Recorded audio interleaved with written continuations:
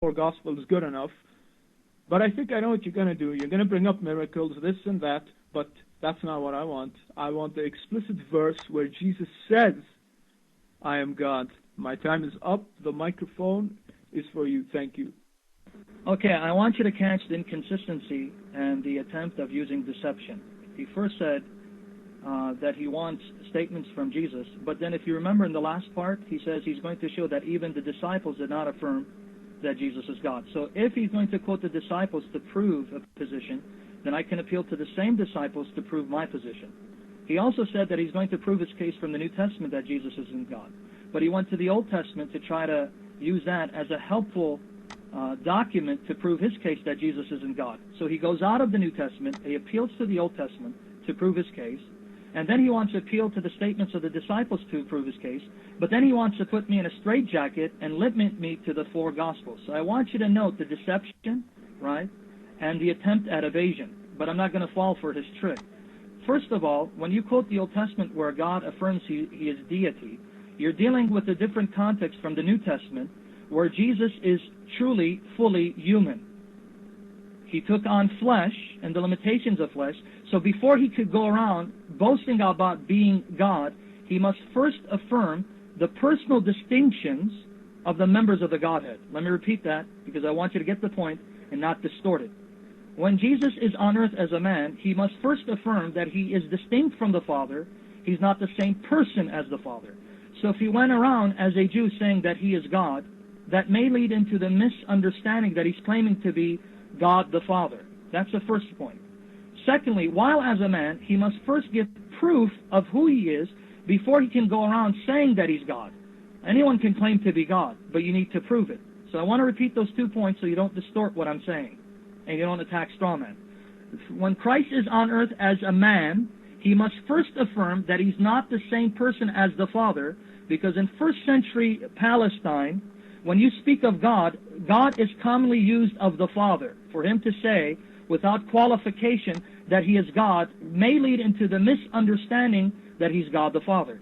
That's why he goes out of his way to affirm his distinction from the Father, but at the same time use language to affirm that he's equal to the Father, not in authority, but in essence. Moreover, being a man, he can't just go around and say that he's God.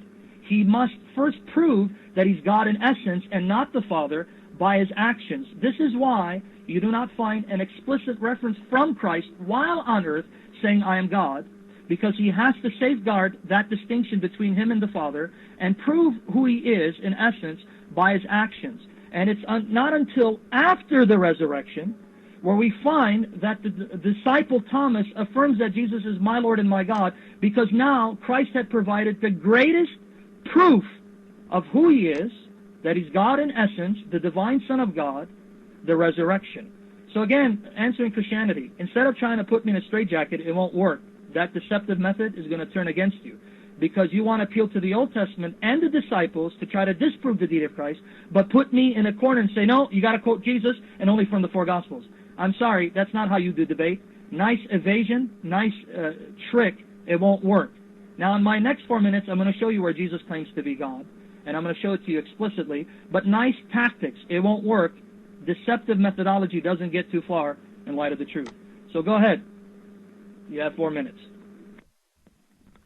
Actually, nice evasion on your part. For 4 minutes I waited, and you said no, he doesn't say it. So thank you. Nice evasion on your part, and then trying to evade it by making it look like it's not bad. You see, if you heard me closely in my 4 minutes, I told you, I specifically addressed that. You said, and I said, okay, Jesus didn't say he's God because people wouldn't believe him. Fair enough. It's crazy, you say. But then why didn't he say it when he was dying? He's gonna die, so just say it then. You have killed God. Why not say it then? You see? I told you you're gonna say yes, okay, and it makes sense. Sure, he didn't say I'm God, because people would have probably thought he's crazy, but he could have said it when he's dead. Before he dies, on the cross. Why didn't he say it then? Secondly, the reason I say I'm going to quote the disciples is because me saying Jesus didn't say he's not God is, okay, Usama, no comments, please. We made an agreement. Anyway, the reason, let me start from the beginning. Again, the reason I went to the Old Testament is because you say Jesus is the God of the Old Testament, so we have to show they have the same nature. That's it. I showed you from the Old Testament, the God saying, I'm God a dozen times. You're saying this is the same God, so I want to see the same nature. Secondly, again, Jesus just could have said, I'm God, when he was dying. And I was saying, when I said to Sama, don't disturb, when I said that, what I was about to say was, the reason I'm going to quote the disciples is because me saying Jesus didn't say he's God isn't good enough. You don't like that. You're going to say, so what? So I have to quote the disciples for you, for further proof. Me coming and saying, Jesus never said he's God, debate over, you're not going to like that, are you? I have to quote the disciples for you. So anyway, you agree, Jesus never said, I am God. So why should I believe he's God? Should I take your word or Jesus' words? Jesus never said, I am Yahweh or whoever. That's all. It's a simple challenge. It's a simple challenge. And anyway, I told you, he could have said it in secret to his disciples. Why couldn't he have just said it in secret? Who says he has to go public? And also, again, is he shy? What is he shy about? Why is he shy? When was God ever shy to go say, I am God, worship me, I am God, there is no God but beside me? Why is he shy? Since when has God become shy to go telling the masses, his own people, why is God shy to say, I am God? I never knew why. And you say, Jesus has to prove he's God by actions. I'm going to assume that you believe he did that. I'm going to assume that you believe Jesus did perform actions to prove he's God. So when he did prove he's God by his actions, why didn't he say, I'm God, when he proved it? I mean, you said he has to prove it, so I'm assuming you believe he did prove it. That's why you believe he's God. So once he proved it, why did he not say, I am God? And I have much more. This is just the beginning, because this is where it all boils down to. You're telling me Jesus is God.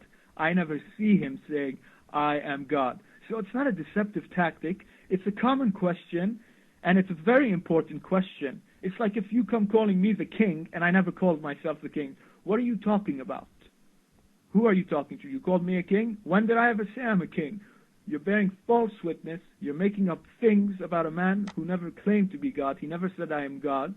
So anyway, thank you for admitting you don't have it, and then saying, I evaded or whatever. I didn't evade anything. How did I evade anything if I came up for the first 4 minutes? So I don't understand how that works, and I'm not being deceptive. Everyone agrees that this is a normal question, but I think it's deceptive. Maybe you don't like it. My time is up. Thank you. Okay, let me refute your straw man, because again, it's quite evident you don't have much to say. I never said that Jesus never said he was God. That's your first distortion of what I said. I said that while on earth, Jesus couldn't go around saying he's God without first, A, affirming that he's not the Father, so there'd be no confusion, and B, or 2, proving who he is before he could go about saying it. So I understand this is your best, but it won't get you far by the grace of the Lord Jesus. And now, note what he said. In fact, I had to hold myself laughing. He says, well, why didn't he say he's God while he's dying? Well, hello, he's dying. Who would be convinced that he's God as he's hanging on the cross dying? All right, so, again, address the points I'm making. Do not attack straw men. I never said he never said he was God. I said, while on earth, he needs to first prove that he was distinct from the Father, not the same person as the Father, and affirm his deity by his actions. Now, you go on and say, well, why didn't he affirm that to the disciples in secret? Well, number one, you're arguing from silence, right? And absence of evidence is not evidence of absence. Now, let me repeat that again. Just because the documents do not say that he said X doesn't mean that he didn't say X. Because what we have in the Scriptures is that which is sufficient, but it doesn't tell us everything Jesus said or did. And that's the words of one of the writers himself in John chapter 20, verses 30 to 31. Well, be that as it may, even with that said, right, even the disciples first had to understand Jesus' relationship to the Father, that he was personally distinct from the Father before he could convince them that he's God, and then prove that he's God by his actions. And then you just said something quite interesting that's now going to backfire against you. You guys heard him say that it's like someone saying to me, I am king, and I say, well, hey, I never said I'm a king. Why are you saying I'm a king? Well, now that's going to backfire against you. Because after Jesus gave the greatest supernatural proof that he is God the Son, not the Father, by rising from the dead, Thomas said to Jesus, "My Lord and my God." Now, Jesus could have said what you said. He could have said, "Hey, man, why are you calling me God? I never said I'm God." But actually, he blesses Thomas's confession when he says to him, "My Lord and my God, ho kyriasmu kai ho theasmu, the Lord of me and the God of me." Jesus says, "You have seen and believed. Blessed are those who do not see and believe."